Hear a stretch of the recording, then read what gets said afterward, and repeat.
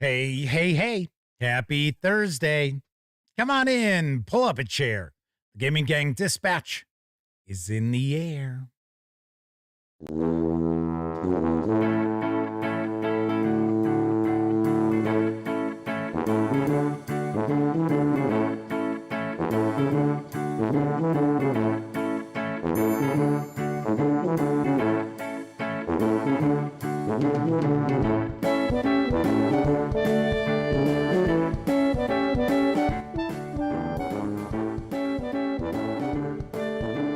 Howdy, gang, and welcome once again to the Duct Tape Studios. I'm Jeff McAleer, your host here at the Gaming Gang Dispatch, brought to you by, interestingly enough, thegaminggang.com, of which I happen to be the founder and editor-in-chief. So welcome aboard, everyone. Tonight is Thursday, February 19th. This is live show 1290. Got to point out, if you're not familiar with the show, pretty casual around here, just hanging out, talking about the latest in tabletop gaming news. And then we'll usually talk about a topic, chew the fat with chat, just kicking back, having some fun during the week, during the middle of the week. So just having a bit of fun here. This week, I am pointing out that the format has gone back to what it was a few years ago when we would tackle the tabletop gaming news, although we skew very heavily towards role-playing games, instead of including the live first looks. And so far, first couple of live streams, there has been kind of a big change in view numbers to this point. So we'll see. We'll see what happens. Got something else I'm going to mention a little bit later that I've heard about as far as YouTube's algorithms. I'll float it out there, see if folks hanging out watching live or even after the fact on Memorex agree with what I've heard, or if they think it's just a bunch of BS. Don't know. Anyway, when you're not watching videos here on the Gaming Gang channel, be sure to visit thegaminggang.com for all the latest in tabletop gaming news, reviews, and a whole lot more you're not going to find here on YouTube. You know the drill. Get your geek on at thegaminggang.com. Then, of course, because this is a live show, there is chat available. Now, you must be a subscriber to the channel for at least 1 hour, 60 minutes before you can take part in chat. But if you check out that box and you want to say howdy, howdy ho, Kyle, fire away. I will do my absolute best to respond. First out the gate tonight is Semper Buffo. Kevin King's with us, as is Roy Loveday, Danny Gable, Wallona's Cave, Matthew Blackwell, Mark Hawkswell, W. Forge, Keithulu, DB, Warren Davidson. The Madman is also joining us. And we might also have the lovely and talented Miss Sarah D lurking in the shadows. She's one of our chat moderators, as is the Madman. But the Madman doesn't use a glittery banhammer, whereas Sarah D does. So the Madman just leaves bruises. Sarah D leaves bruises and glitter. Bruises heal. The glitter never leaves. All right, Kathy Evans is also popping on by. And yes, Sarah D is with us tonight. So it looks like we've got chat rocking and rolling already. The Madman's pointed out that they did back the 30th anniversary Deadlands Kickstarter. I thought the Madman had mentioned that on Tuesday's live stream Yes, I was going to say when we were talking about the, what was the other crowdfunding project I just talked about? It was a super big deal. Yeah, see, it all just rolls into one big game in my head. It's like Cthulhu and dragons and traveling to J-Man's also popping on in. Good to see you. Good to see you once again. But yes, I figured the Man had backed that 30th anniversary celebration Kickstarter for Deadlands from Pinnacle Entertainment Group. So I mentioned that on yesterday's show when I was sharing the news piece about that. So yes, the Madman says, yes, they did mention it on Tuesday. We old people do repeat things. Yes. Yes, we do. Thankfully, I don't do it as much as other people who I know who are my same age, but still I do catch myself, saying, did I mention blah, blah, blah? And it's like, yeah. I'm like, oh, okay. All right. Okay. Anyway, after the news tonight, we're going to chat a little bit. I kind of got onto this topic yesterday. Maybe we'll talk a little bit about how game masters out there could steer players to games other than Dungeons and Dragons. And I think it's probably two separate missions here, especially if you're looking at people who've never played role-playing games and then those who have played Dungeons and Dragons and are maybe a little set in their ways. We're going to talk a little bit about that later on the show. Alrighty, so let's dive on into the news because Mantic Games earlier today announced that they are going to be releasing a new role-playing game based on the classic Ghost in the Shell manga. It's arriving this summer. I got the scoop. And give me one moment here. For some strange reason. There we go. That's better. I was going to say, don't have the right height of my teleprompter. I'm like, where the hell is? I can't read it. Where the hell is it? Mantic Games is very proud to announce the Ghost in the Shell tabletop role-playing game based on the pioneering cyberpunk manga by legendary artist Shiru Matsumune. I'm sure I've butchered that name. Published by Kodensha Limited. Scheduled for launch in the summer of 2026, this landmark release invites players to explore the world of Section 9 through an authentic and deeply faithful tabletop experience. The Ghost in the Shell tabletop role-playing game brings the franchise's iconic blend of cybernetics, espionage, and existential mystery to life like never before with a bespoke role-playing system.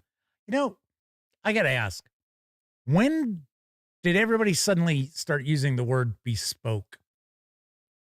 I don't use it, but I run across it everywhere. And it's like in the last 3 years, because I never saw that ever.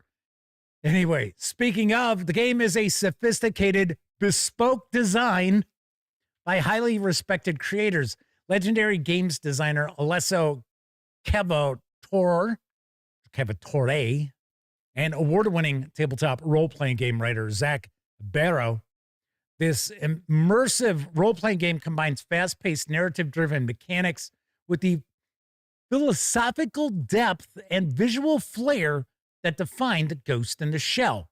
The rulebook is crammed full of amazing illustrations from the original manga. Set in a near-future world of cybernetic innovation and political intrigue, the Ghost in the Shell tabletop role-playing game introduces, here we go, once again, a bespoke role-playing game system featuring character creation, design your own trainee agent in Section 9, a sophisticated synthesis system to add depth to your hero, detailed and highly lethal rules for combat and, of course, for hacking, a rich armory of weapons, gear, tech, and cybernetic upgrades, and profiles for all of the famous characters, as well as your first mission, Lost Patriot.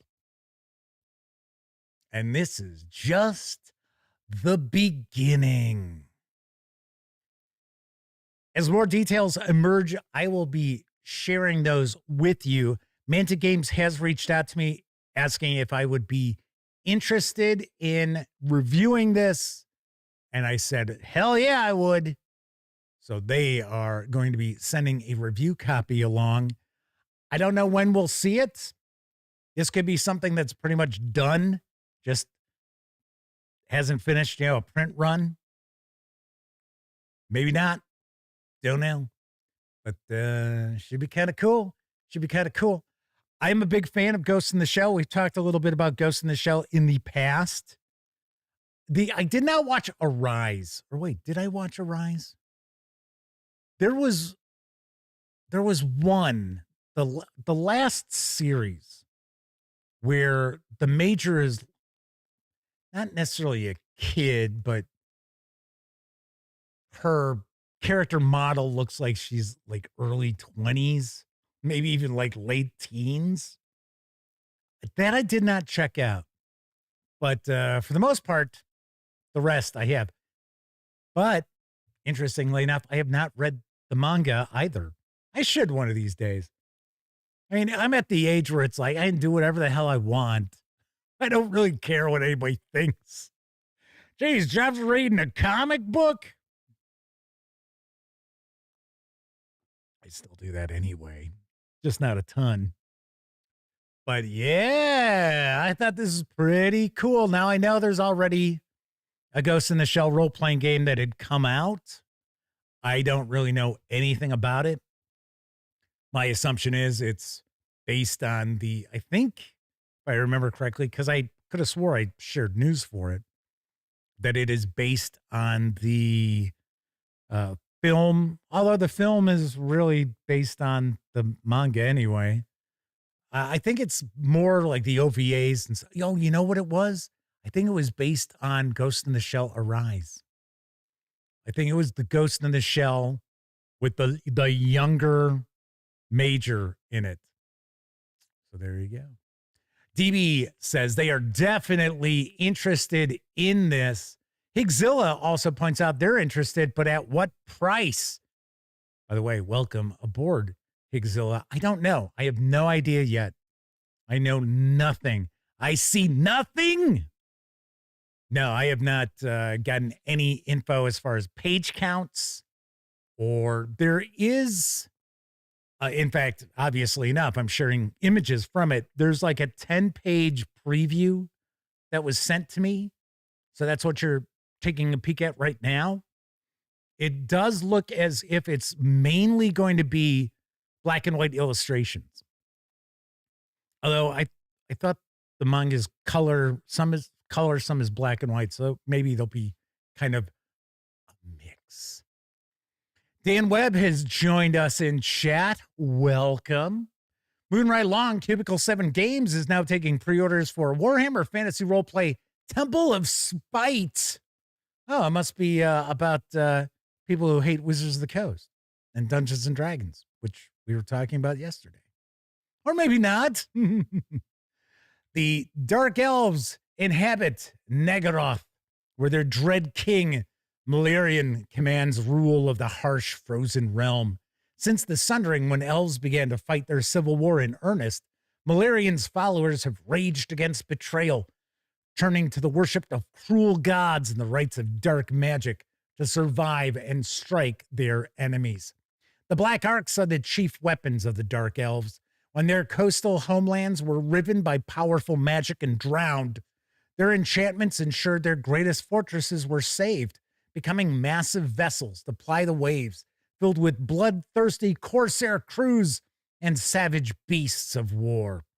The Temple of Spite is a vast redoubt, captained by the notorious corsair Duriath Hellbane, and is capable of striking at any coastal settlement. Wherever it goes, death and despoliation follow. This book describes the Black Ark and presents ideas for how to escape its confines, or for the truly heroic, endeavor to scupper the ship. Such feats will not be easy, for the Ark is home to numerous regiments of dark elves and all their machinery of war. These factions could either be encountered on board the Temple of Spite or somewhere in the wider world, pursuing the agenda of the Dread King. Valerian Temendros Black Swords is included, a band of dark elf swordsmen who sometimes work as soldiers of fortune. You'll also find the Fell Brethren, full-time crew of the Temple of Spite, who act as lookouts and man the artillery.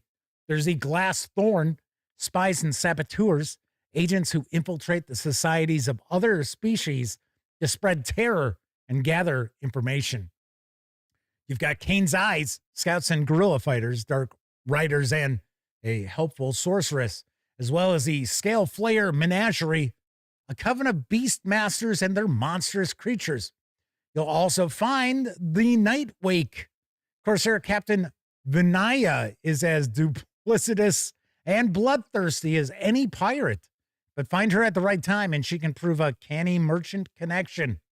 And you will also find the Knives of Cain, devotees of the bloody-handed god.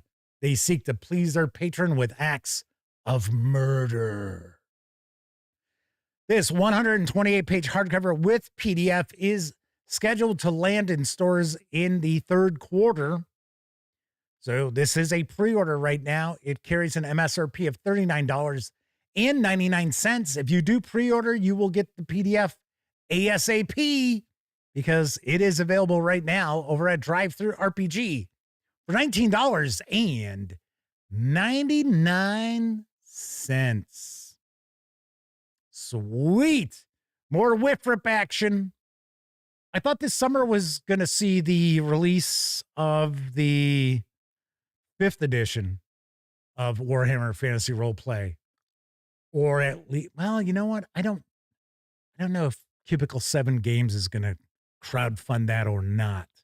They usually stay away from crowdfunding for Games Workshop licenses. I wonder if that's part of their license. Because they will do like their 5e Vault or Vault 5e. I forget what the design team is called. It's Vault with 5e somewhere, either before or after Vault. They'll do crowdfunding projects for those. I wonder. But yes, we do know that there is a new edition of Warhammer Fantasy Roleplay on the horizon, and it is supposedly going to be backward compatible, so we shall find out. Daryl Ehret's with us. Yes, Higzilla got the Sergeant Schultz reference there. I know it wasn't that deep a cup. It wasn't that deep a cut. Yeah, I don't know. English, Jeff, use it. Use it properly, Jeff. Cup is a word, just not the word I wanted in that sentence. Yikes. DB says, yeah, this looks cool too. I better start saving my pennies. Yep. All right. Chris Lundgren's joined us. Welcome aboard. Moving right along, there's a new adventure supplement available for pre-order. This is going to be a pre-order show tonight, by the way, from Modiphius Entertainment, and it is for Cohort Cthulhu. I'm about to share what I know about Lorium Adventures. Lorium, gateway to the hidden wars. One remote town is uniquely situated on the precarious divide between the controlled holdings of the Roman Empire and the wild lands of Germania, the frontier town of Lorium. Far from the eternal city, though governed by a magistrate who speaks with the authority of Roman law and protected by the soldiers of the First Minerva Legion, Lorium is more exposed and vulnerable than most of its residents believe. The town's sizable population of Germanic natives includes many who resent Rome's occupation, some of whom meet in secret to foment rebellion. But this simmering turmoil is only one of the more obvious problems here. Other hidden forces, far more sinister, threaten all who live in Lorium, be they Roman, German, or from other cultures that have come to this place from afar. The lands near Lorium hide many secrets, including a rising swell of mythos forces eager to corrupt this town. Dark cults lurk both within and outside its palisade walls, serving forgotten and malevolent gods whose goals imperil all of humanity. The few mortal groups knowledgeable enough to oppose such enemies, also hide in Lorium, pretending to live ordinary lives while secretly locked in the hidden wars. This 152-page supplement includes a wealth of adventure opportunities and information for Cohor's Cthulhu game masters running campaigns centering on the Roman-occupied town of Lorium. This book includes detailed information and profiles on many of the most significant NPCs living in and near Lorium, an Odium rules system for handling downtime activity between major adventures, and 7 self-contained adventures either set within or near the town of Lorium, including Virgilia, which features an investigation into a child abduction ring that reveals a greater plot to empower the outer god Mormo. The Silent Mine, a story where a newly built silver and gold mine conceals the machinations of Migo north of the town. Fabled Herbs sees a deceptive sect of cultists attempt to corrupt Lorium by enthralling its leaders through the use of an insidious herb. There's the Amber God, which is set in a prosperous amber mine, which brings considerable wealth to Lorium, but where a powerful mythos entity has long been entombed. And we've got Artifact from the East, featuring the visitation to Lorium by mystics from lands far to the east of Rome, who intend to use an Atlantean artifact to advance the goals of the outer gods. We've got Under a Menacing Moon, which follows the disappearance of a Roman centurion that reveals a sinister mythos creature that menaces nearby villains. Oh, I should say villages. Villains? Yeah, well, I guess they're menaced as well. And finally, I was trying to see how many adventures were still left for me to talk about. And that's why I thought villages said villains. Finally, we have Find the Witch, where a clash between mystics in Lorium reveals the threat of a Deep One's invasion of the town, one that imperils all who live there. Now, this is a pre-order. I don't have a release date yet, but I will point out Modiphius Entertainment normally floats out pre-orders a couple of months before they ship. They don't tend to be way out. So I would take a guess. We are probably looking somewhere around April, May for this to come out. The 152-page hardcover with PDF can be pre-ordered for an MSRP of $47.99. That could change because the Modiphius website's always based on exchange rates. I'm taking a guess that the MSRP at retailers will be probably $44.99. Just taking a guess, taking a wild guess there. But if you want to just score the PDF, you can do so over at Drive-Thru RPG for $20. Semper Buffo says they backed Cohor's Cthulhu. They're still waiting for it to be delivered. Wow, really? Huh. I could have swore they fulfilled on that. Have you received any word from, the folks at Modiphius Entertainment?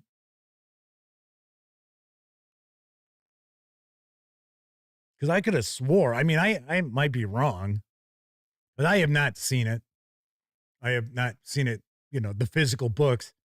I really don't get review stuff from Modiphius Entertainment anymore. I assume they changed their marketing person, which is normally what happens.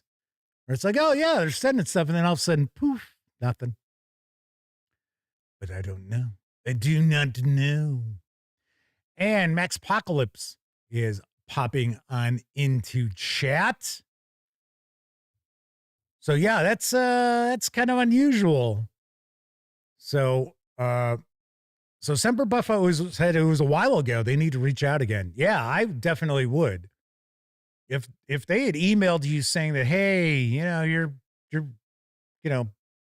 pledge items are shipping and you never received it, I'd be like, I would have given it probably about 3 weeks and then been like, where is this? What the hell's going on? You'll have to let me know what you find out, because that is very curious. Like I said, I don't even know if Cohor's Cthulhu is available in stores. My assumption was it is, because I thought it had fulfilled a while ago, late last year. Guess not. All right, on to our next news piece. There's a new setting book which has landed in PDF for Legend in the Mist from Son of Oak Game Studio. I've got the deets on Hearts of Ravensdale. Hearts of Ravensdale is a setting book for the Legend of the Mist role-playing game that explores the Dales, a remote mountain region of rustic villages, folk magic, and mysterious creatures of twilight. The Dales is a land of rustic fantasy where ordinary village folk, farmers, hunters, herbalists, and peddlers live close to nature and to the unseen, the hidden home of the creatures of twilight. And when I say twilight, I'm not talking vampires and werewolves. Vampires that sparkle or whatever the hell it was. I never watched any of those movies or read any of those books. It's not my bag of tricks. A peace that lasted generations is about to come to an end. And the people of the Dales will soon find in themselves facing greater challenges. That didn't make any sense. Should find themselves facing greater challenges. The word in shouldn't be there. It is time to embark on a journey across the Dales, discover the truth about the mysterious kingdom of Old Gwyrdolin, learn the folk magic of the old ways, and face strange creatures, all in a bid to save your home. Hearts of Ravensdale takes the narrative system of Legend in the Mist and builds an enchanting, rugged, and lore-rich rustic fantasy setting for you to explore on your own or with friends. What's included? There's solo co-op support for the entire book, deep lore for each Dale with cultures, landmarks, rumors, and legends to explore, 30 new tropes, and 120 new theme kits for creating rustic, Dalish, or supernatural heroes, cooking and crafting rules, old ways, folk magic path for crafting charms, rituals, herbalism, and shrines. I always screw this word up. Thaumaturgy. Like I said, I think that's how it's pronounced. A secret, unlockable path for more powerful cultivation-based magic. You'll find over 70 challenges and creatures of twilight with meaningful backstories and secrets you can discover. There's Wake of the Old Ways, a full campaign, 7 rustic adventures of Dalish everyday and twilight magic played as one-shots or connect them together as a campaign. This 348-page hardcover with PDF can currently be pre-ordered for a special price of $39.99. I will take a guess that price will change when this starts shipping to retail, which is expected in June. Now, the PDF is available now. You can get it for $24.95 over at Drive-Thru RPG. I'm not positive if it's 95 or 99. So, Warren Davidson is asking, is this their bespoke 2D20 system? I guess that was regarding Cohor's Cthulhu. Because obviously enough, this would not be 2D20.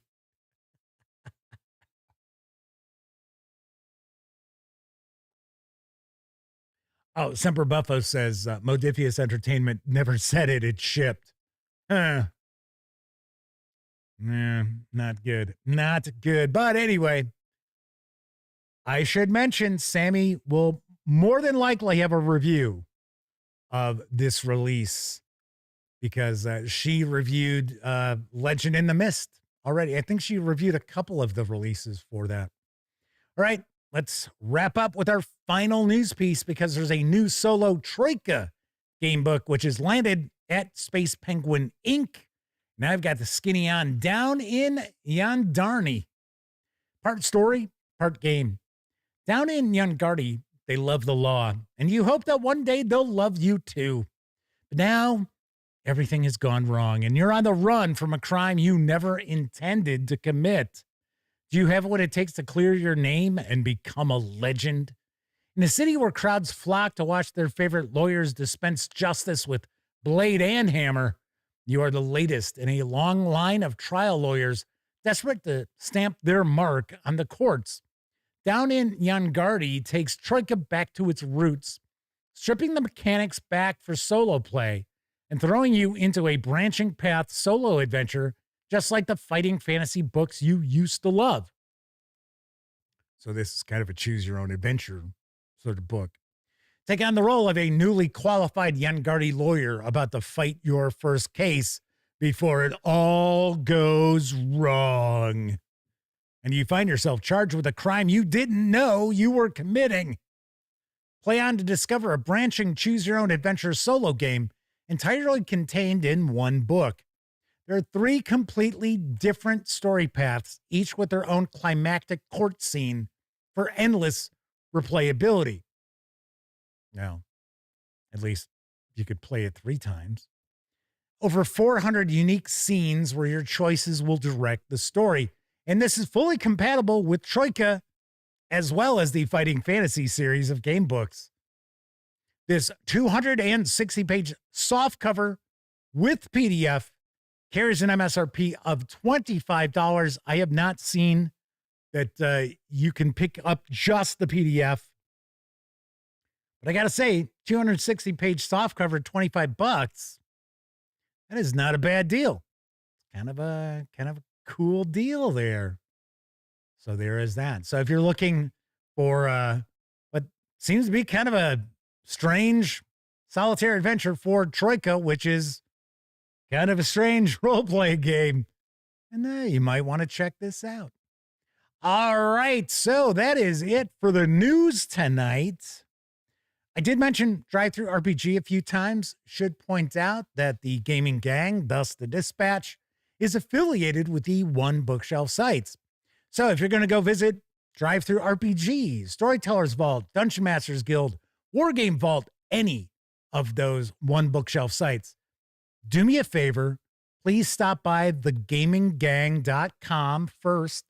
Click on one of our banners. That way, if you happen to make a purchase, I get 5% of that sale. And all those little commissions really do add up. Help keep thegaminggang.com website around every month. And we've been around since 2010. It was funny. I just got an email from somebody saying, wow, I was really impressed by your website. I didn't know it existed. I'm like, well, we've been around since 2010. The website, not the channel here. I think I started doing videos in 2012 off the top of my head. Oh, and I can't handle watching any of the old stuff too. Because video quality is not good. Not to say that this is fantastic quality now, but still far, far better than it was back in the day.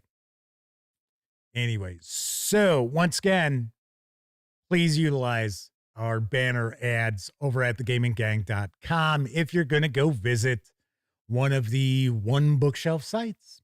It is much appreciated. Also, if you like the video, be sure to give it a quick thumbs up. Subscribe to the channel if you haven't already. And if you do subscribe, don't forget, ring that bell. And if you ring that bell, be sure to check all notifications. So that way, any video that comes out from the channel, you will be notified. Well, you're supposed to be notified. So there is that. But of course, if you enjoy the Gaming Gang, if you feel this is a valuable resource, hell, if you just like what we do, got a couple of other ways for you to support the outlet. First, by making a one-time donation by way of PayPal. Hell, you can buy me a 2-liter bottle of soda.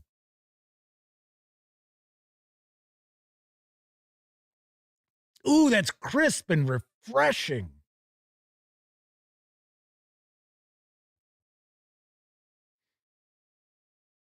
And you can also become a monthly member of our Patreon. You'll find links to all of this down in the show notes. Also in the show notes, You're going to find an invite link to our Discord server. Absolutely free to sign up. So be sure to come and hang with the gang over on Discord. And during all of my live streams, I try to give a big shout out to our Patreon members. So tip of the cap to Caval, Kevin R. Smith, Talzek, Sean O'Donnell, Herman Lutman, Gustavo Cavalho, Matt Weiss, Kevin King, GameCat, RPG Munch, Tier 2 DM, Pete Strakulich, Dan Webb, Tessie Trekkie, Agile Monk, and the Madman. Thank you all very, very kindly. So I had already mentioned yesterday and then earlier today that in just a bit, we're going to kind of discuss ways that game masters might approach introducing players to games other than Dungeons and Dragons, which can be difficult. It really can. So we're going to kind of kick some things around. So by all means, I certainly want those of you watching live to share your thoughts in chat. After the stream ends, if you're watching it on Memorex, by all means, share your thoughts in the comment section as well. But before we get into that, I wanted to mention something that I have encountered. I don't know if this is true or not, but it was, I saw a video, and this guy's pretty legit. I've seen some of his stuff before about like growing your channel, which I know as we approach 17,000 subscribers, you wouldn't think that, well, what do you need to really grow for? But sadly, the vast majority of our subscribers don't really watch any videos. I think a lot of them subscribed because they wanted to get into the running for contests, which, yeah, whatever. But this person was talking about how the old analytics and stuff like that just aren't going to cut it. As far as with YouTube now, that YouTube looks at viewer satisfaction. That is its major process of if they're going to share videos with people or not. So it doesn't matter how many subscribers you've got. You could have millions of subscribers. If your videos are not qualifying for what they feel shows viewer satisfaction, they're not really going to put the videos in front of people. Now, I don't know if that's truly the case or not, but there was this discussion where it's like, people watching for 10 minutes, they don't care about that anymore. They don't care about the number of views you're getting. They don't care about the number of subscribers you've got. What they care about is the interaction that your viewers have with your videos. And it's not only giving it a thumbs up, commenting on the video. What they're also looking for is reactions in chat during live videos, which I was blown away. We had a ton yesterday. People hitting a little heart or a little like party favor or whatever it is in chat. I guess that's a big deal to YouTube. Something else that they look at is, did you watch a video for, a few minutes, and then did you watch another video from that outlet? So if you sat there and you were kind of binge watching somebody who you enjoy watching, that is that is hugely positive. Whereas, let's say as an example, and I'm sure there are a lot of people out there who this is the case. You've got your favorite outlets that you watch, and you watch, oh, hey, there's a new video from this outlet and that outlet and this outlet. So you watch the first one, and then you're like, okay, I'm going to go check out my other subscription. So you check that out, and you're like, okay, I'm going to check out my other subscription and watch that. That's bad. I was like, because you're not showing satisfaction with the video, with that outlet. You watched the video, okay, so you watched it. Even if you gave it a thumbs up, even if you commented, which are still, I guess, good, you then proceeded to go check something else out. So rather than, as weird as this sounds, rather than you watching your 3 outlets that you subscribe to that you enjoy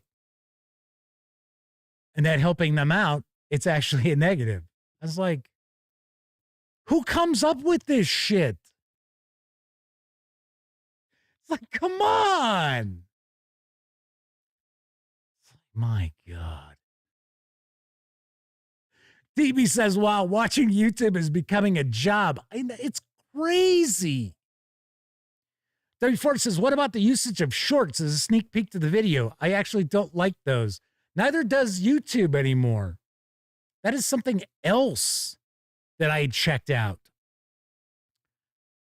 That's, and in fact, this person whose videos I've kind of taken a peek at past week or two also pointed that out, that YouTube pushed shorts just insanely. I know they were pushing them on me. And I was like, what am I going to do? Do a short where it's like, okay, here's my review score for this game. I'm like, fuck that. I want people to watch the review to find out how I got to that number. And now I guess YouTube is like, well, no, now we don't really want the shorts. That shorts actually hurt someone's channel. I know, it's just the most bizarre. It really is. Chris Leonard says they try to cross share the videos. Thank you. It is appreciated. Kevin King says, wait till Google puts Gemini in charge. Yeah. You know what I think also probably is not helpful is I do not allow YouTube to scrape my videos for AI. There's a setting.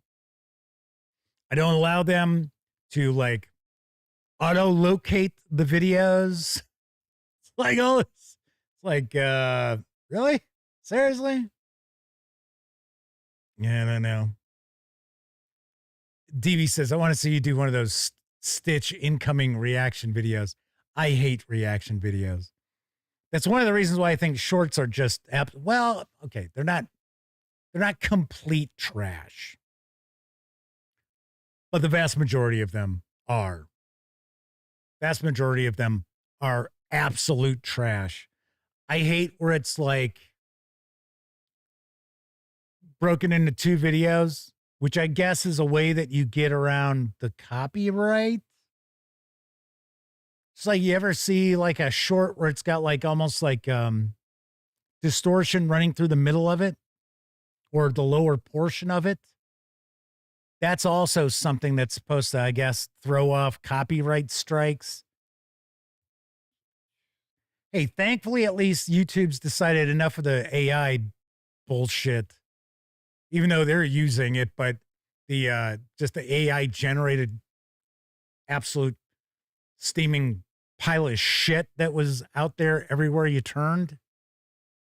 They've shut down channels. They've removed like billions of views from outlets and stuff. So yeah, DB says, someone stand there pointing at someone else's video, buddy, you aren't even trying. Yeah, exactly. It's like,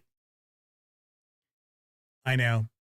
Chris Lindgren says, if you had to start all over, what would I do different now? What hurts me is I'm not trying to pat myself on the back or anything, but it does work against me that I do refuse to sit there and try to game the system. So I don't do clickbait titles. I don't do clickbait videos. I mean, there have been times where we've talked about topics and, we talked about the topic. It wasn't like, oh, hey, here's this title here. And then you start watching the video and you're like, okay, you suckered me into this.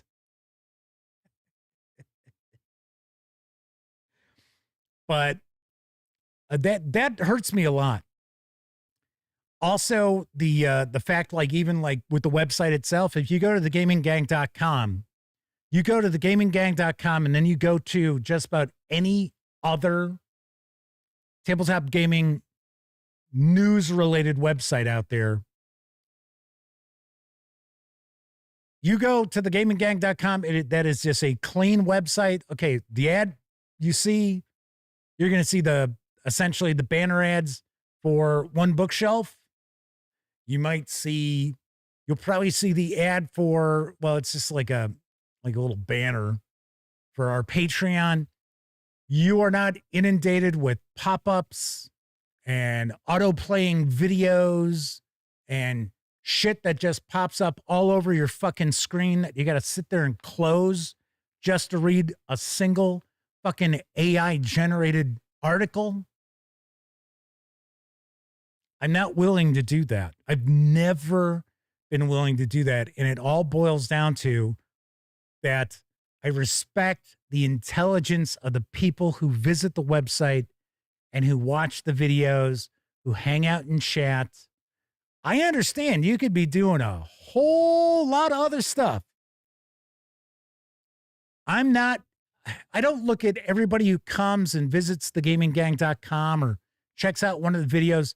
You aren't a percentage of a penny to me. You're a living, breathing human being who deserves to have respect.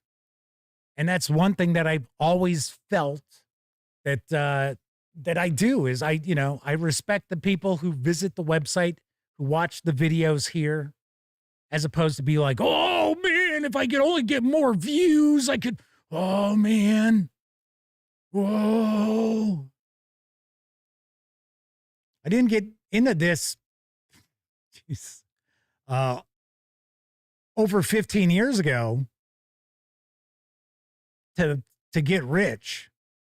Funny enough, there was a point in time, probably around 2012-ish, that if Elliot and I had not gone our separate ways, the Gaming Gang probably would have been right there with maybe not necessarily the Dice Tower, because Tom Bassel's always looked at the Dice Tower as like a revenue generating engine. And Elliot and I never did. But it would probably be a bigger deal than it is now, which is fine. I mean, shit happens, So, Max Apocalypse says so-called AI is ruining everything because super rich thieves need it to succeed.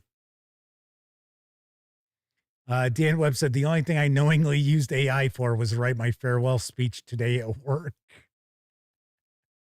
Semper Buffo points out the site's very clean and great for that.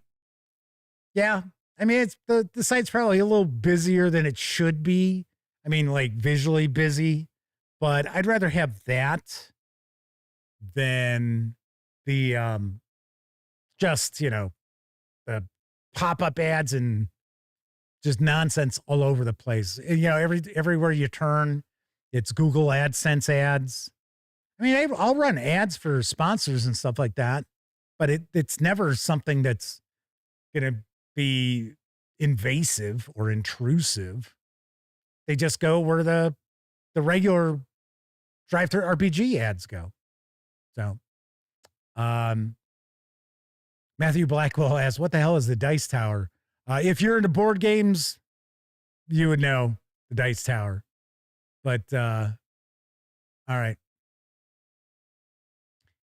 Anywho, Max Apocalypse says super wordy article with ads after every 2 paragraphs and only gets to the point 15 paragraphs in. Yes, exactly. Fucking hate that. I know I'm dropping a lot of F-bombs, but I apologize because I know there are some folks who watch the show and they actually watch with their kids.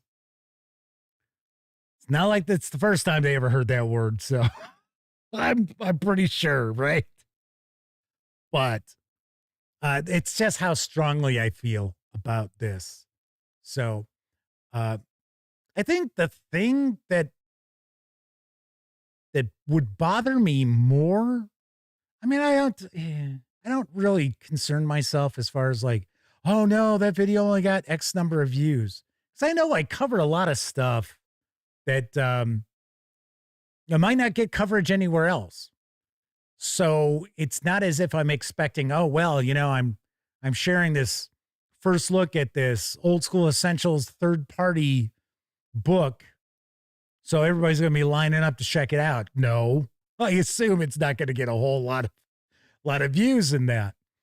I think the thing that, as far as the gaming gang, that sometimes irritates me is how some publishers just are not very pleasant.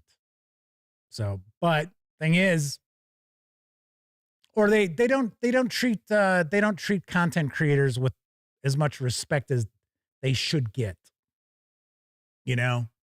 But like one of the things I can't stand is if I reach out to a publisher because maybe I shared a news piece about something that I ran across. I thought, oh, that looks really cool, and I just reach out to try to establish some contact with them, and then they just ignore me. I don't care for that. That is the perfect recipe for me to never share a news piece about that publisher ever again. Even if they get back to me and just say, "Hey, we don't really have enough review copies, or we're not sending out review copies of this." Okay, that's fine. Probably don't necessarily believe you, but that's okay. But if they don't even bother to get back to you, it's like, come on. All right, so real quick, we will wrap up a little bit with chat, and then we're going to move along. Ravenclaw74 popped in, said, heading to Genghis Khan this weekend to play some Battletech and meet one of their favorite childhood Battletech authors, Michael Stackpole. Michael Stackpole's done a lot of stuff. Comic books, games. Keith Ula also points out Michael Stackpole was also famous for taking down the bad actors of the Satanic Panic. Dan Webb says they're concerned how the recent Rodney Smith claims will affect publishers' support for YouTubers' bottom line. We already talked about this, folks. You may have missed that live stream, Dan. Real quick, just to too long didn't read or whatever. I never write that on something. I respond to people. I'm like, hey, I'm a jerk off. Too long didn't read. Here's what I think. Like, man, people are just so into their own heads sometimes, where it's like, you do live on a planet with billions of other people, right? Who are all, legitimately just as important as you are, right? Probably more so. Anyway, but I had pointed out, I've talked about that kind of stuff for years. People gaming the system. That's, once again, I refuse to do it. I got to be honest. I don't know how the hell I got almost 17,000 subs. I really don't. There was a point in time. I mean, I've got videos with, I think the most views on a video I've got is 45 or 50,000. But there was a point in time where there were a lot. Yeah, I would do videos, and once again, looking back at these videos, I'm like, oh, the audio quality's not great. The video quality's pretty poor. But they would pull in 30,000 views. That I don't see. Now, if past couple of years, if I have a video pull 5 to 10,000, that's kind of a big deal now. So anyway, but yeah, once again, it was people gaming the system, and I had pointed out, you saw outlets suddenly come out of nowhere, and they had 40,000 subs, and they would have like 4 videos. So because you could pay, you could pay a third party to get you YouTube subs. You could pay a third party to get you views on a video. And I had pointed out many times previously that we see the usual suspects, and it's, for the most part, it is board games. We don't really see that too much with tabletop role-playing games. I don't know why. Probably because the nature of the beast for Kickstarters for board games is a bit different than it is for role-playing games. Where usually role-playing games, they're trying to get, they're actually trying to get funds for artwork. That's normally what the crowdfunding is. And it's also kind of to get an idea of what the print run should be. Whereas a lot of times with board games, it is like, what is our profit margin going to be? We really need to push this Kickstarter. And then a lot of times you'll see just the same usual suspects with a board game Kickstarter. And, let's be realistic here, right?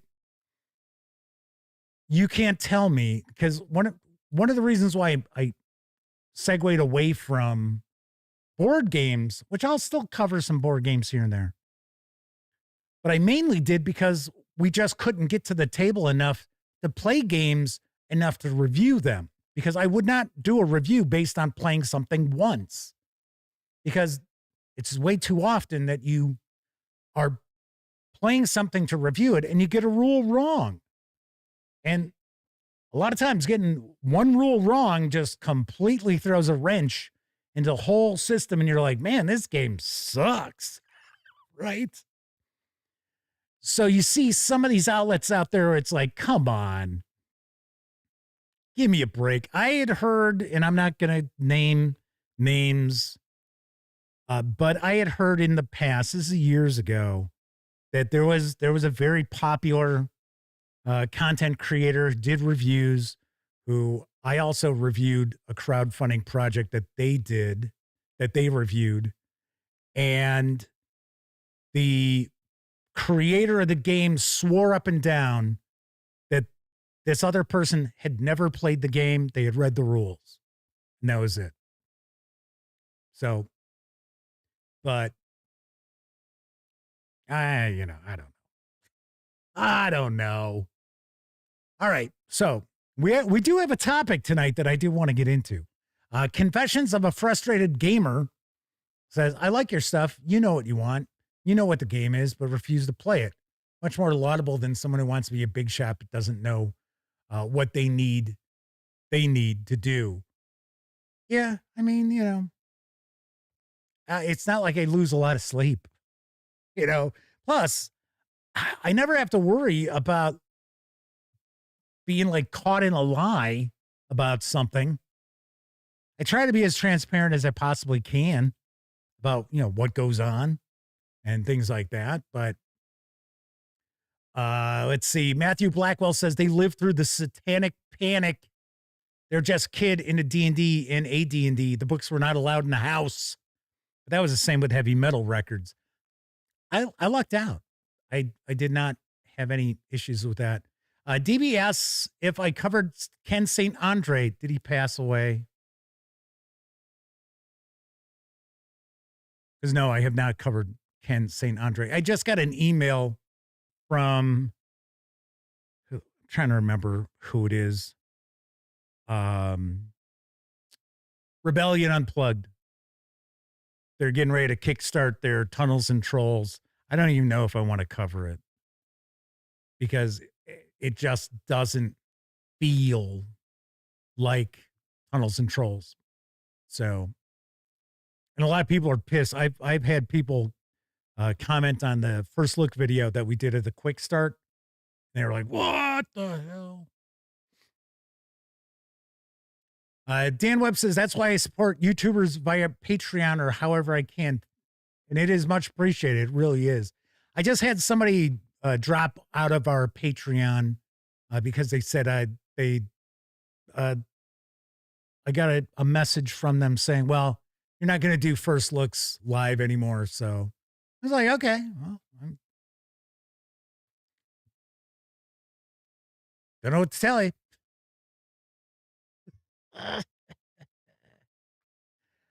So Chris Leonard and Pete Stracklich are both talking about how they like when I share board game stuff. I'll share board game stuff, but I don't ask for board game stuff from publishers.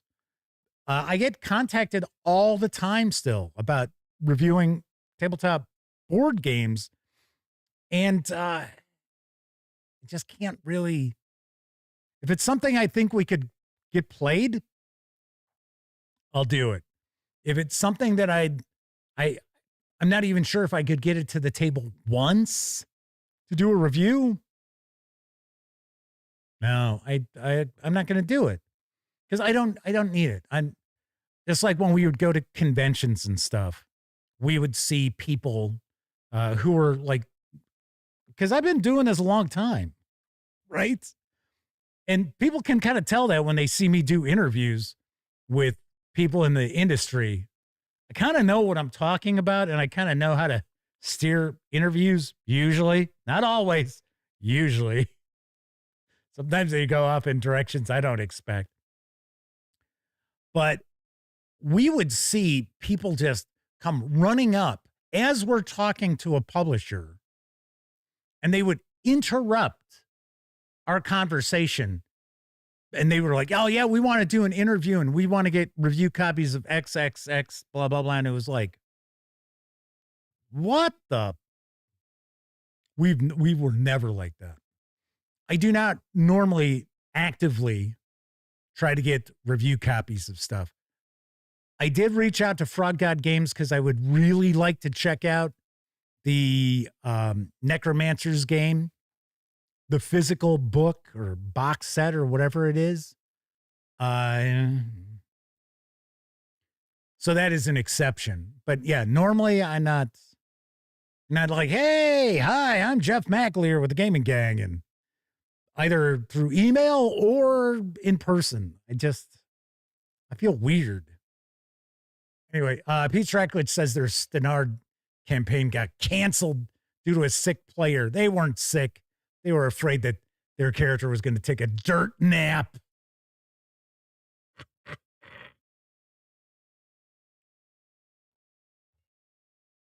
Xpocalypse says we should talk about how to get people into actually playing superhero role-playing games. We can talk about that next week. It's part of the reason why we're not doing the live first looks anymore. It's more, so there's more of a conversation going on, right? So I share the news, then we kind of get into maybe a topic, maybe it's just an AMA, maybe we just kick stuff around, right? So, oh, hey, I should point out, I have an extra copy of Pirate Borg in PDF. So we are about to take a brief intermission, and I have a PDF of Pirate Borg to give away. So as a reward to people who are watching live, I'm going to give it away to a live viewer tonight. You have to tell me and wait till the brief intermission starts, because this is going to be your opportunity to get your answers in once that brief intermission is over. And if you haven't guessed it, then it's over. Figure out another way to give it away. I'm thinking of a pirate film, and the first person to guess what it is will win my copy of Pirate Borg in PDF. And I will make life a little easier. I will let you know it is not any Pirates of the Caribbean movie. All right, so you can throw all those out. It's not that. So I guess Ken St. Andre's very ill. Not good to hear that. I have never met Mr. St. Andre, but had a lot. Hey, Ravenclaw, wait till the brief intermission. Kevin King's already got Pirate Borg. All right. DB says they often listen to the stream while they're working. First Looks had silences where you're looking at something, but I wasn't seeing it. So I like this format a lot. Sometimes it would be, I'd have to like catch my place where I was reading something and stuff like that. Ravenclaw 74 is like, darn it. All right. So I promise we are going to talk about some ideas that you might want to try if you're attempting to get gamers to look at other role-playing games other than Dungeons and Dragons in a few moments. But first, I think it's time for a brief intermission. I think I swapped it out today. I think I may. It's intermission time, folks. Time out for a delicious snack in our sparkling refreshment building. Every item a fresh, appetizing taste treat.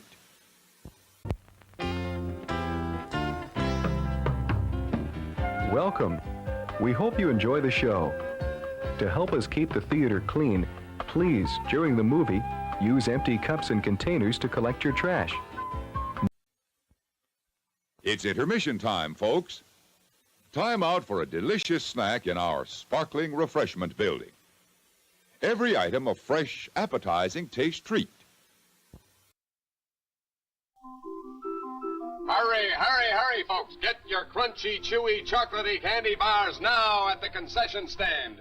Make your selection from the largest assortment ever gathered together under one roof. So hurry, hurry, hurry before the big show begins. Treat yourself, treat yourself? Brother, am I a salesman? Look at Johnny and Janie Black, watching and wishing they had a snack. Hello, what's this? Hang on to your chairs. Our three friends, the honey bears. We heard you were wishing for something to eat. Something delicious. Something sweet. And here's the treat that can't be beat. Oh, Sugar Crisp, it's fun to eat. As a snack or a cereal, it's a dream. You don't need sugar. Just milk or cream. It's already sweetened. We hope you've noticed. Each single puff is candy coated. Sugar Crisp is fun to eat three ways: as a cereal with milk or cream, as a snack any time of day, or as candy right out of the box. Remember, As a cereal, it's dandy. For snacks, it's so handy. Or eat it like candy. Post Sugar Crisp. the red, white, and blue package with the three bears on it. One day, Jim and I were exploring a spooky old Indian cave. Hey, Jim, look! A real old Indian arrowhead. Yeah, look at this old jug. That's a fine way to greet a fella bringing refreshments. While you've been digging up old thingamabobs, I got something new and different. Borden's special flavor of the month, banana fudge ice cream. Borden's banana fudge. Yes, sir, Borden's banana fudge. Smooth-tasting golden banana ice cream mixed through with good old-fashioned chocolate fudge. Sure looks good. Mm-hmm. Sure tastes good, too. Especially when it's a real different taste, like delicious Borden's banana fudge.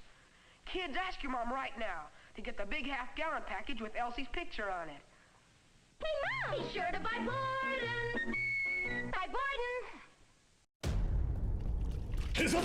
やめんか。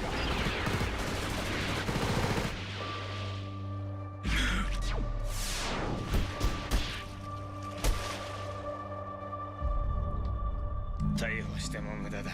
何もあかんぞ。はくん？自分の名前も知らねえ野郎が。ゴーストのない人形は悲しいもんだぜ。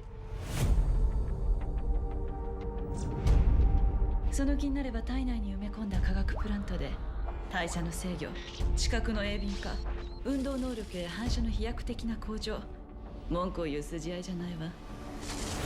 疑似体験ってどういうことです？奥さんも子供も癒しない。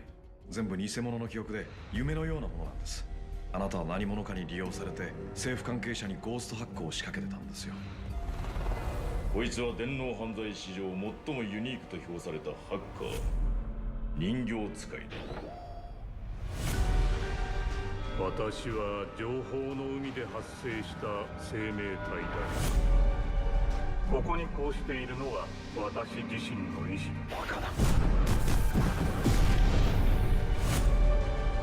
あの擬態、私に似てなかった。くだらねえ。自分のゴーストが信じられないのか？私みたいな完全に擬態化したサイボーグなら誰でも考えるわ。もしかしたら自分はとっくの昔に死んじゃってて、あの擬態の中にいるのが何なのかどうしても確かめなくちゃならないの。我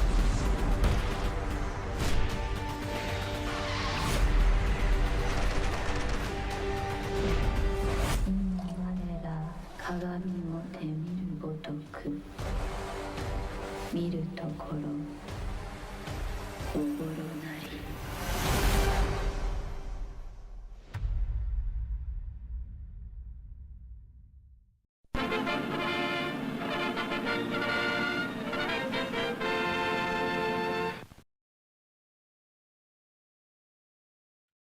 I had to laugh because Daryl Aaron said Captain Phillips.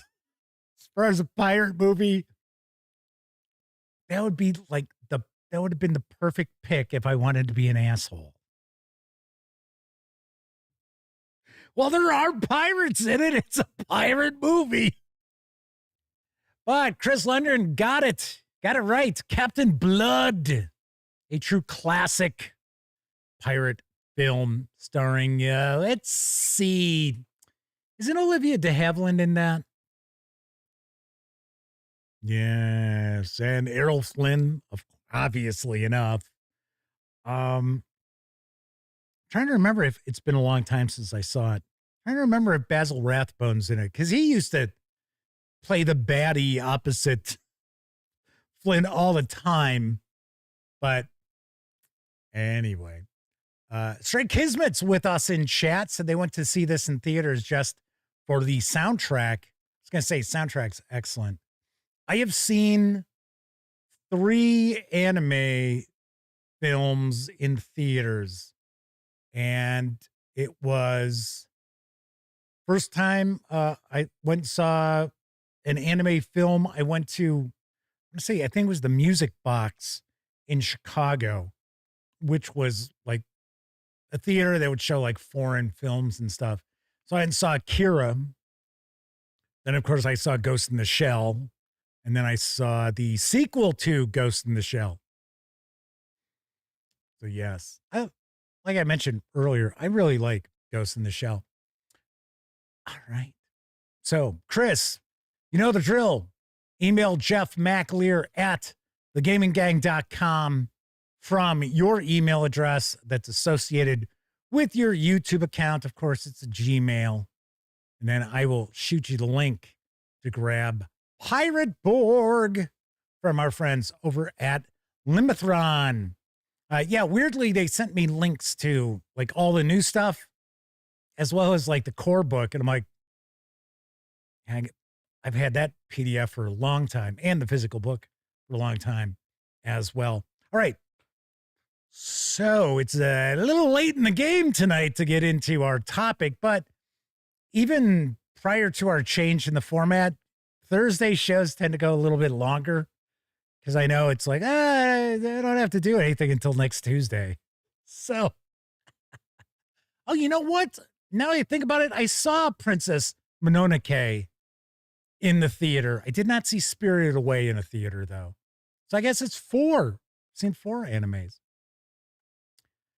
Anywho, so last night we were talking about people who just hate Wizards of the Coast and Dungeons and Dragons and sort of like, why bother? Why not just enjoy your game? Enjoy the thousands of other games that are out there. Why waste your time? And we kind of started getting into the topic of, well, how do you get players interested in games that aren't Dungeons and Dragons? And that can be very hard. So let's talk about this, because I've been kind of kicking things around. It is not something that I've had to worry about. I haven't had to deal with it. And, there are people who are out there lucky enough, like Chris Lundgren had pointed out in chat, that their group of players, they're willing to try anything. They're willing to check out a lot of different stuff. Some people don't have that luxury.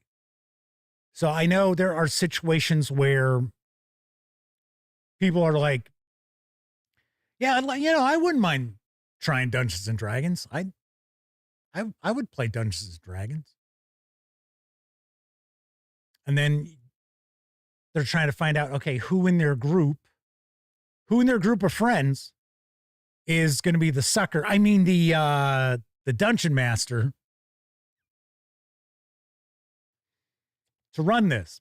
So if you have read The Monsters Know What They're Doing from Keith Amundsen, I think is his last name. He talks about how his group, they played GURPS, but he had played, other games growing up. And then his wife had some friends at work, and I guess they were talking about some client, and one of the coworkers said something like, yeah, he looks like somebody who'd be playing Dungeons and Dragons in his basement. And someone else piped up, I would totally play Dungeons and Dragons. So she had asked him if he would consider running something for these coworkers of hers. And he kind of wanted to run GURPS, but she said, well, they want to play Dungeons and Dragons. So that's what he ended up running. And then, of course, he got the blog that talks about the tactics of monsters. Then he's got a variety of books out there now. Good stuff. I mean, they're entertaining reads. I will tell you that. Regardless if you're running D&D or not, you could use some of the concepts with any fantasy role-playing game. Just, the stat blocks, throw that stuff out. But it was sort of like, okay, well, he was faced with running Dungeons and Dragons, or probably it's Keith Amundsen. Thank you, Cthulhu. Why did I say Amundsen? He was an explorer too. That's right. Kismet says most of their players eat games like the cannibals they are. So he was, like I said, he was faced with the concept of either running Dungeons and Dragons or not running anything for these people. And this is what happens to a lot of folks out there. Somebody sees the Dungeons and Dragons movie and they're like, oh, hey, that sounds kind of cool. We should get our friends together and play that. Who's the sucker? I mean, dungeon master we're going to get to run it. Well, Jeff runs other role-playing games. I bet you we could get him to do it. That's how it mainly works. Or maybe they were turned on to Critical Role. Because, Critical Role played a very large part in the popularity of 5th edition. And it was, a great many people who were watching Critical Role had never played a role-playing game. And many of them who went on to play Dungeons and Dragons still have not played a role-playing game like Critical Role shows. It's just a fact. So what do you do? Well, if you've got players who have never played a role-playing game in their lives, you're going to have an easier time steering them towards something else. Now, if you've got people who have played role-playing games a little bit, the vast majority of them, their experience is going to be with Dungeons and Dragons 5e specifically. They're going to be a little tougher. So the first thing I would consider if I were going to be the person who was going to be the game master for this group would be to ask each of these people, what are they looking to get out of a role-playing game? what interests them about this. So you would have a variety of different answers. Yeah, just probably thousands. You'll have people say, well, I like the concept of, playing a character and, going through all these adventures and you get better and, making a big impact in a fantasy world, so on and so forth. Okay. All right.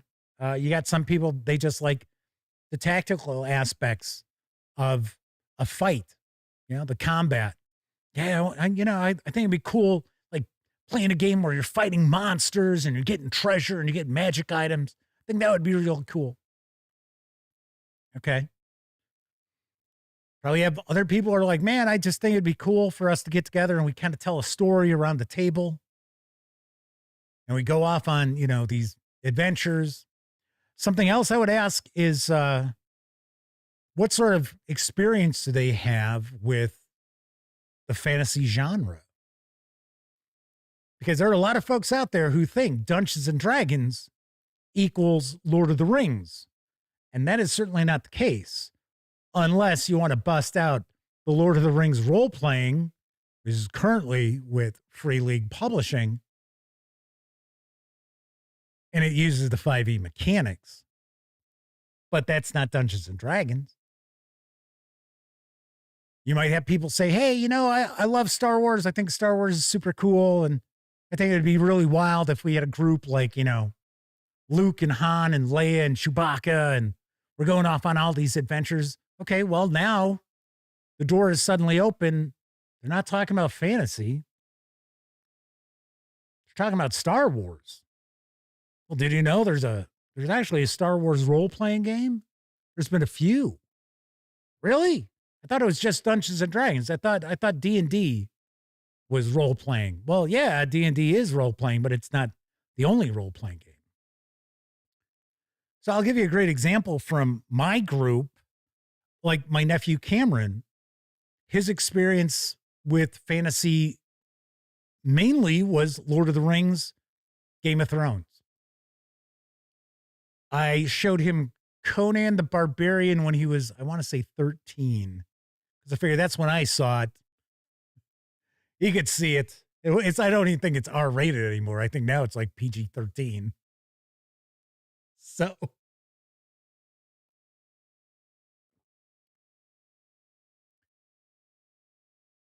So Strike Kismet said most of their players eat games like the cannibals they are. Matthew Blackwell says their group is a bunch of old school guys. They've played so many games in their time, they'll try anything. Ravenclaw74 says the real question is how to get players in Warhammer Fantasy role-playing campaign since 2018 to move to another game. Okay, so I mean that kind of falls under this. How do you introduce people into something different? Or better yet, if you're, I'll just say game master this time, I won't say sucker. If you're the game master, a lot of times it's more, how do I get this group to play a game that I'm interested in running because I'm a little burned out on the one that we've been playing for years? Is that what it kind of boils down to? I think so. I honestly think so. But Dan Webb says the group they used to play with was into hack and slash. Monty Hall used to call it. I was mostly into get together and camaraderie. Straight Kismet says they've got I think it's, they wanted to write Grognard table. Working with vets is a lot of fun. Matt Blackswell says their group's all veterans too. Keith Lewis says they're working on their own Star Wars game based on the fantasy role-playing concept you presented on the stream last year. Yep. If I actually had time, I'd try to bang stuff out for it. I mean, the reality of it, it's, if you watch the videos, the premise of the game is right there. All the big deal would be the magic and with like monsters and stuff. But even the combat, I mean, the combat would still be rolling under an attribute. Ravenclaw says, ding, ding, ding.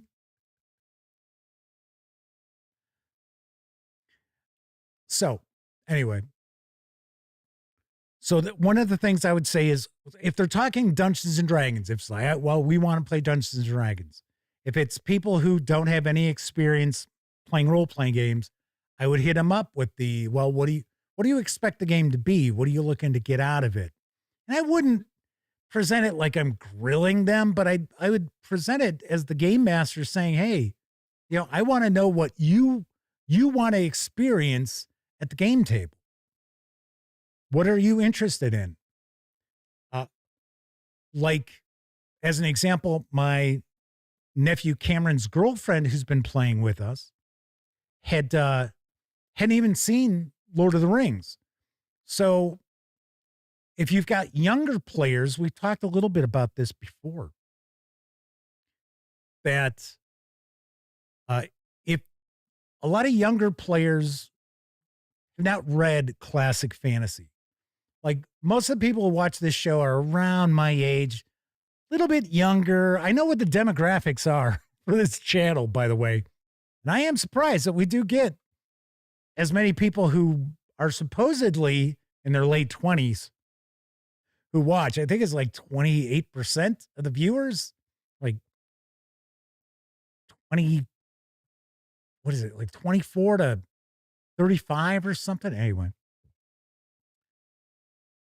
But a lot of them have not read fantasy. So they don't have those kind of classic tenets. So when you're describing in a fantasy game a character who would be like Conan the Barbarian, and you're kind of painting the picture with words, a lot of times some players can't make that connection because they've never seen anything like that. Because whereas, I'll tell you, honestly, myself personally, when I'm reading something, I picture things in my head, fiction and nonfiction. And what I picture isn't necessarily built off of something I have seen visually. Whereas I think a lot of younger people than myself their brains don't operate like that. They operate by comparing things to what they hear or what they read to things that they have seen. So Daryl Errett says, easier to make a movie comparison. Right. Exactly. But it's kind of funny because you'll see people who think they're well-versed in a particular genre and they really aren't, which is fine. I'm not knocking anybody for that. But I mean, over the years, I've heard people say, well, yeah, I'm a really big science fiction fan. I'm like, really? I'm like, what are you into? Like, oh, I love Star Trek. Oh, yeah? What else? Well, no, it's just Star Trek. Okay, so you're really into Star Trek. You're not necessarily into science fiction. You're into the Star Trek brand of science fiction, which is fine. Once again, I'm not knocking it. But there is a distinction. As Semper Buffo says, they're starting a Star Trek Adventures campaign with a group of old veteran players. Very nice. Ravenclaw74 says, sometimes it's good to run a game with people that don't know the IP. Oh, yeah, I'm right with you on that. And to be honest, most role-playing games that are out there, if they are not based off of a licensed IP someplace, are going to be completely new and different to people as well. So I think as a game master, your first in would be to find the cracks in their Dungeons and Dragons armor that you can utilize, right? So if somebody says, well, yeah, I really dig Star Wars, I think it'd be great if we had, our friends were like a group like Han and Luke and Leia. And, well, then there's your in to either running Star Wars Yeah, that would go over real well. I always thought it was weird how some people love Star Wars, hate Star Trek, love Star Trek, hate Star Wars. It's like, this is entertainment, people. Enjoy it. Especially when I was growing up, you didn't get a whole lot of it. So, but yeah, that would be, you're in. You'd be like, oh, okay. Yeah, well, Traveler. You got, Traveler's very, very popular science fiction role-playing game. I think I could connive my way into getting some players to play that if they were big Star Wars fans. Now, I also want to say that you want to make sure that you're going to use a game, like for an example, if you have players who they want to play Dungeons and Dragons because they want to get together and they want to tell stories together as a group, well, guess what? Dungeons and Dragons may not be the game for them because it is not necessarily a game where the players are creating the storyline. They're creating their storyline for their characters. In fact, sometimes way too much information about their backstories.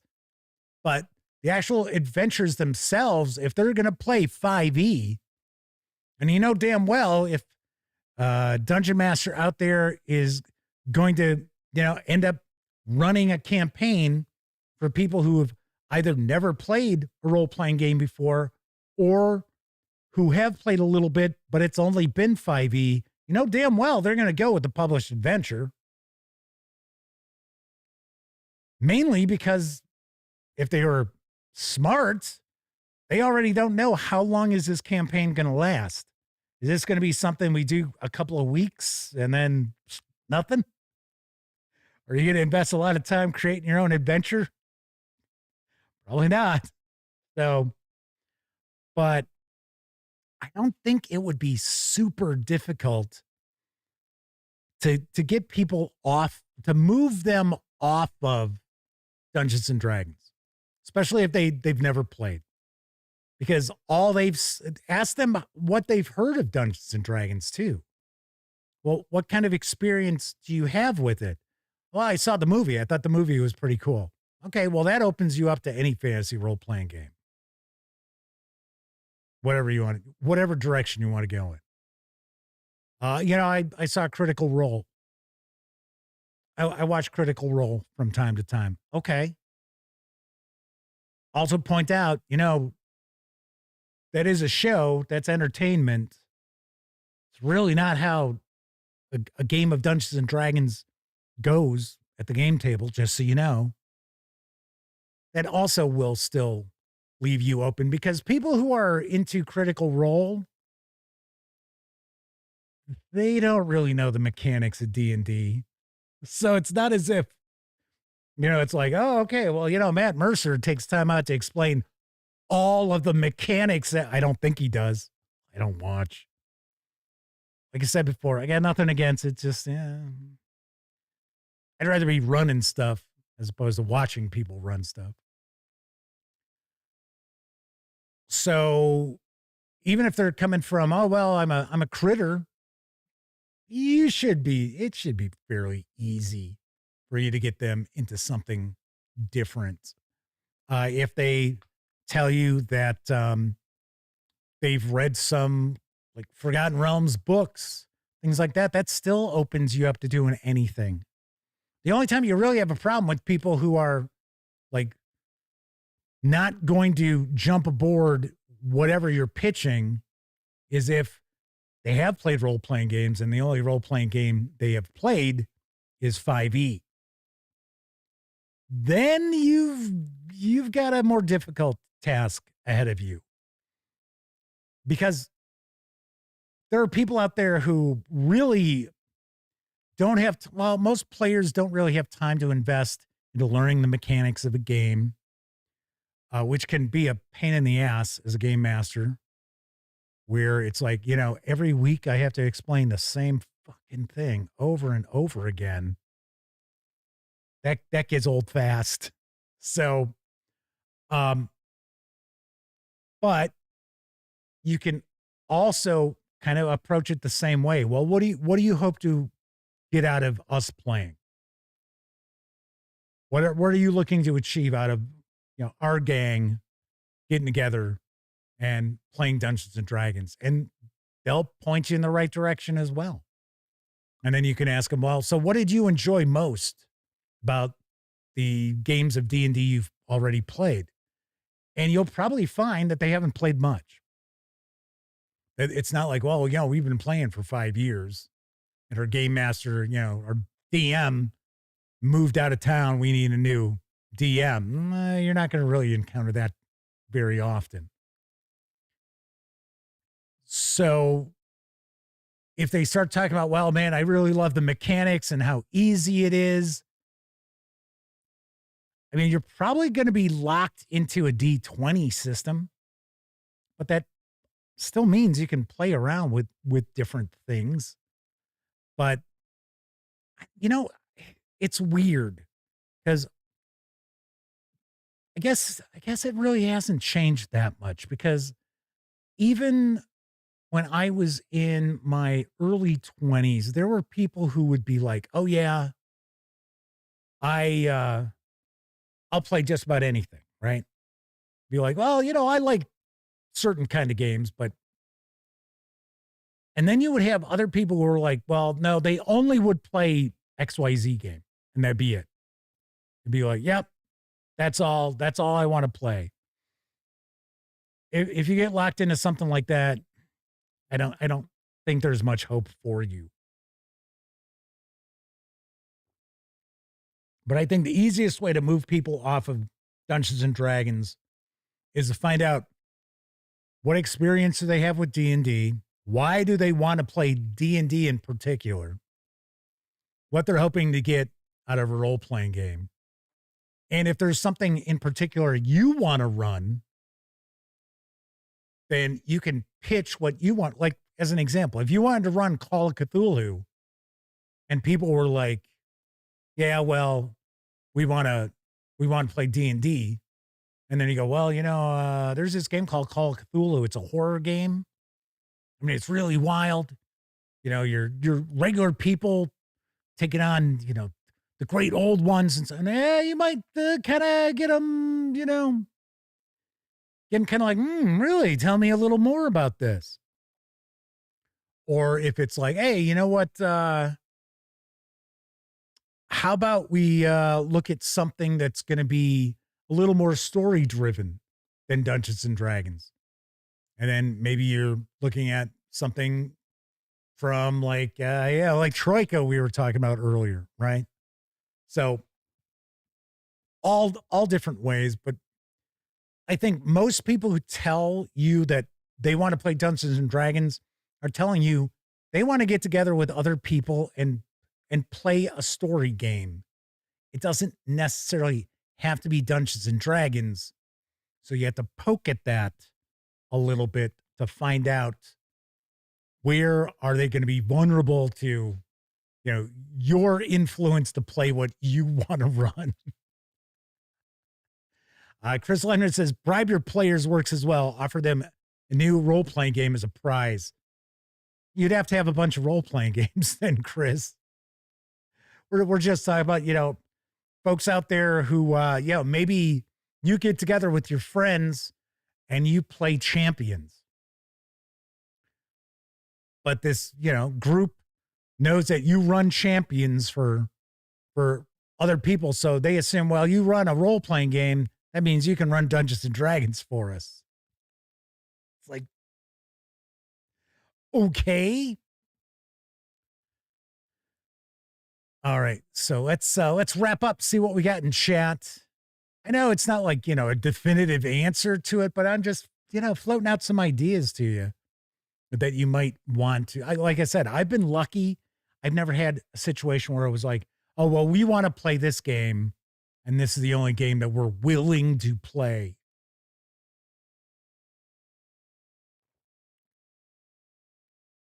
Chris Leonard says, I don't hate Star Wars, but I love Star Trek. I loved Star Wars as a kid, outgrew it. I mean, the reality is two completely different Well, I mean, I won't call Star Trek hard science fiction, but it is not space fantasy like Star Wars is. Semper Buffo says they're trying to push one of their old grognards to GM Traveler like he did 35 years ago. That's cool. Good luck. Because, it's just not.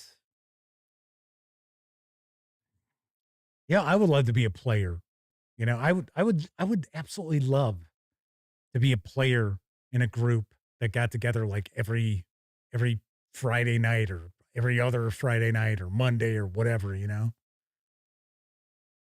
For one, it's like, okay, so my age kind of puts me in like, oh, I run a game for my teenage kids.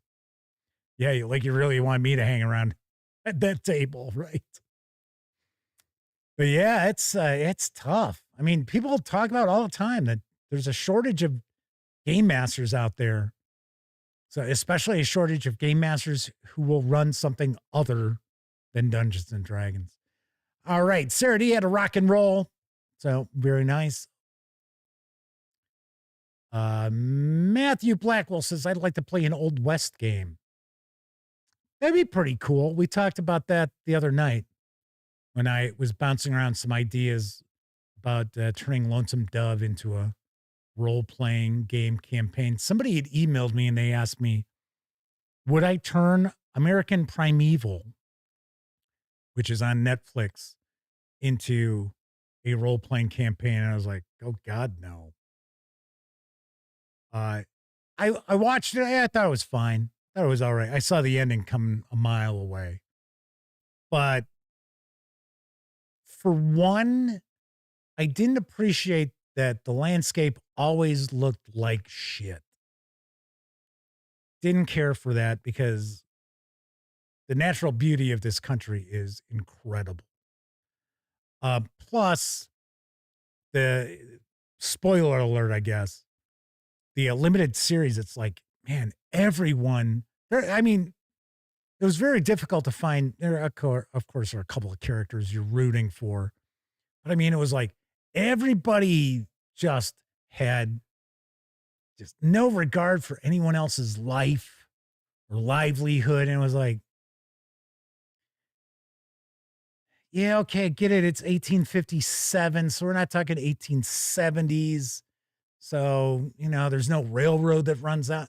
I mean, yes, I get it. It's pretty primitive, but I don't think it was as just downright nasty as it's, at least from my reading of history, which is pretty vast. Anyway, all right.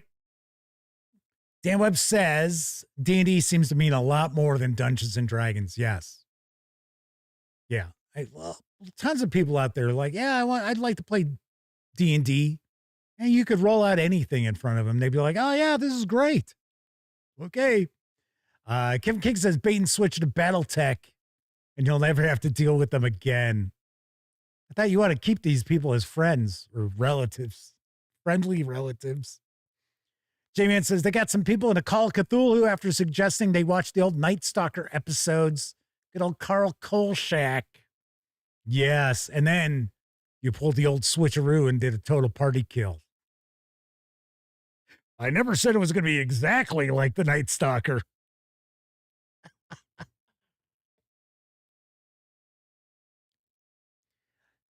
Sir Kismet said, what was the deal on bundle that had like 51 PDFs? Okay, so for one, it's never bundle of holding with something with that many PDFs. I think it was earlier in the week. We had there's a humble bundle that, God, I'm trying to remember what that one is.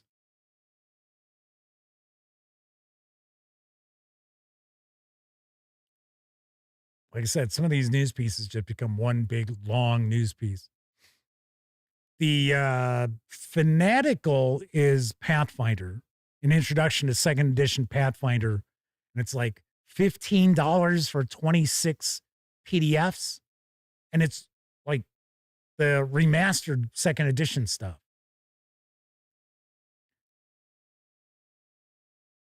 Matthew Blackwell says at the game store they play, there isn't a D&D game going anywhere. That's pretty wild. Fallout. Yes. That's right. It was Fallout. So it's Fallout, the role-playing game, Fallout Factions, and Fallout Wasteland Warfare. So 2 of them are miniatures games, but I would say there's probably about 15 at least PDFs for Fallout, the role-playing game, including the starter set, the core rule book, a bunch of adventures. So it looked as if it was everything that's out for all of them, actually. And yes, as Dan Webb points out, a bunch of STL files too. But yeah, there's, like I said, there's probably at least 15. And it was, I think that was 25 to get all of them, to get everything. So once again, awesome deal. It was about the price of the core rule book in PDF.